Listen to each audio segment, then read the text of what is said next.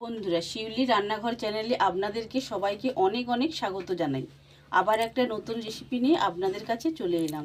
আজকে আমি সম্পূর্ণ নিরামিষ পদ্ধতিতে কফির রসা বানিয়ে আপনাদের সাথে শেয়ার করব। তাহলে বন্ধুরা চলুন আমি কিভাবে কফির রসা বানাই আপনারা দেখে নিন। প্রথমে জল দিয়ে কফিগুলো একটু সেদ্ধ করে নেব। কফিতে যদি কোনো পোকা থাকে তাহলে সেটা বার হয়ে যাবে। এইভাবে বন্ধুরা আপনারাও অল্প করে সেদ্ধ করে নেবেন।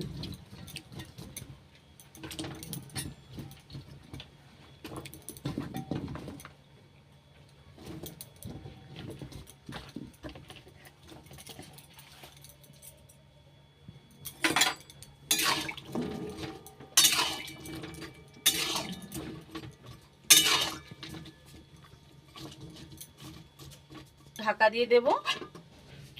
বন্ধুরা চলুন একটু প্রাকৃতিক পরিবেশ থেকে ঘুরে আসি।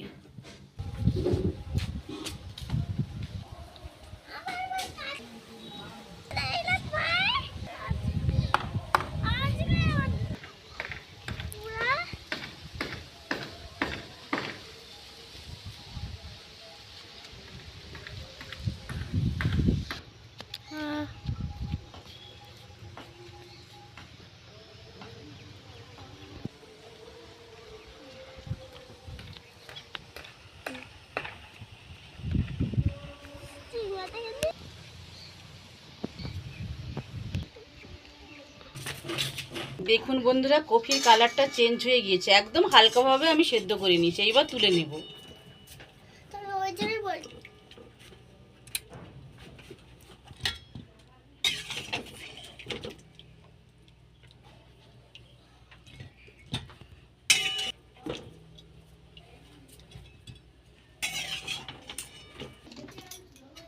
এইবার কড়াইয়ে তেল দিয়ে আলুগুলো ভালো করে ভেজে নেব।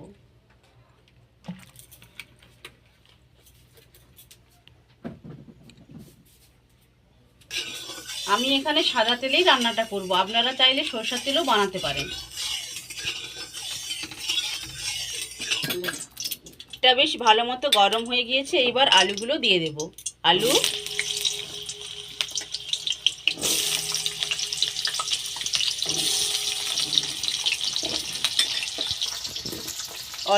অল্প করে লবণ দেব।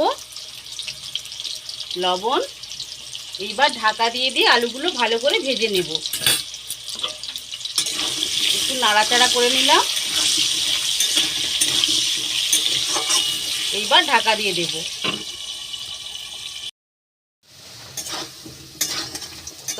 তরকারির আলু যত ভালো ভাজা হবে তরকারির তার স্বাদ তত বেশি আসবে। এইবারে দিয়ে দেব হলুদ গুঁড়ো।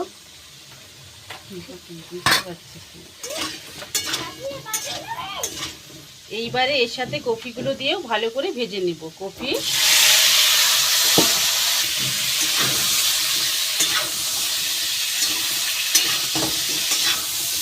আর ফুলকপি খুব ভালোভাবে ভেজে নিয়েছি। এইবার আলু আর ফুলকপি তুলে নেব।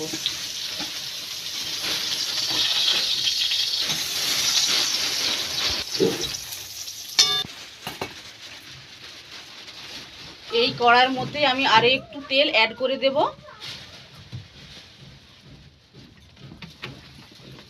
দুটো তেজপাতা ফোড়ন দিলাম। শুকনো লঙ্কা একটা ভেঙে দিয়েছি। আর দেব গোটা জিরে। অল্প করে চিনি দিয়ে দেব।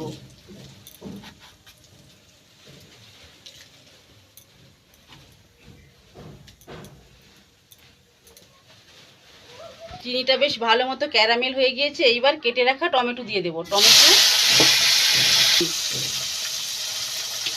ভালো করে ভেজে নেব।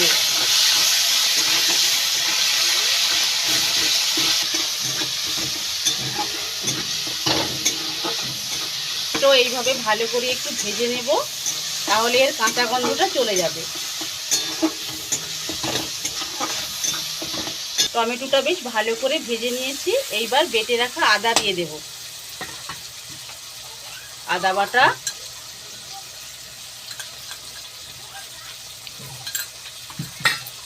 এটাও আবার ভালো করে ভেজে নেব।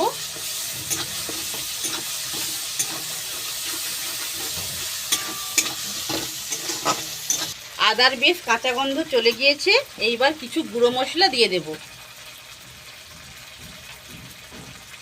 ধনে গুঁড়ো, জিরে গুঁড়ো, হলুদ গুঁড়ো আর দেব লঙ্কার গুঁড়ো। এইবার ভালো করে কষিয়ে নেব।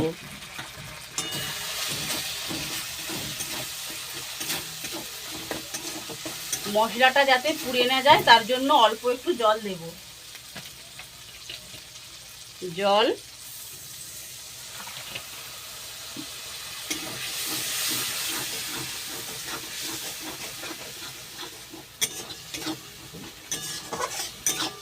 সব মশলাগুলো ভালো করে ভেজে নিয়েছি। এইবার বেটে রাখা চালমগজ আর কাজু বাটা দিয়ে দেব।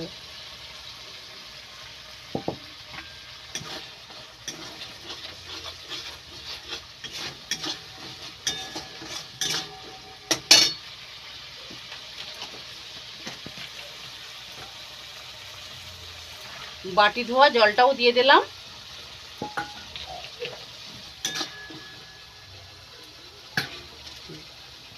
কালারটা ভালো আসার জন্য অল্প কাশ্মীরি রেড চিলি দিয়ে দেব, 1 চামচের মতো দেব। আবার ভালো করে একটু কষিয়ে নেব।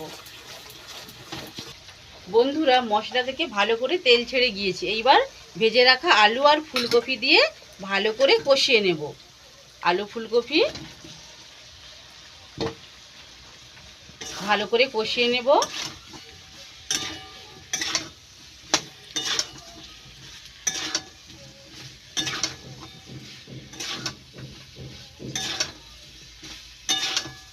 আলু আর ফুলকপি ভালো করে কষিয়ে নিয়েছি। এইবার জল দিয়ে দেব পরিমাণ মতো। আমি এখানে রসা করব, তার জন্য একটু বেশি পরিমাণেই জল দেব। আপনারা চাইলে গ্রেভি গ্রেভিও রাখতে পারেন।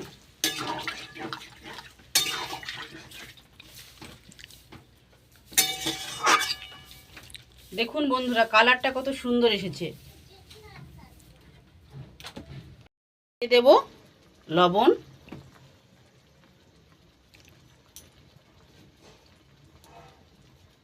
এইবার ভালো করে সেদ্ধ করে নেব। একটু মিশিয়ে দিলাম।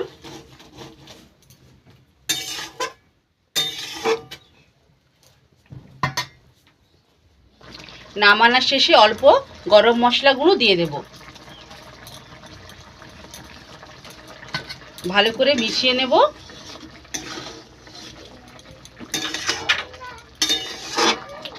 এইবার নামিয়ে নেব। 10 মিনিট ঢাকা দিয়ে সার্ভ করে দেব।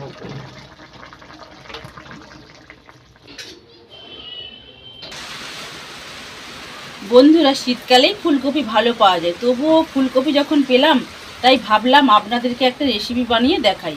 আর বন্ধুরা, আমার মেয়েও ফুলকপি খেতে খুব ভালোবাসে। আমার রেডি হয়ে গেল আলু আর ফুলকপি রসা। এই রেসিপিটা যদি আপনাদের ভালো লেগে থাকে তাহলে প্রচুর প্রচুর লাইক, শেয়ার ও কমেন্ট করবেন এবং সাবস্ক্রাইব করে আমার পাশে থাকবেন। নমস্কার।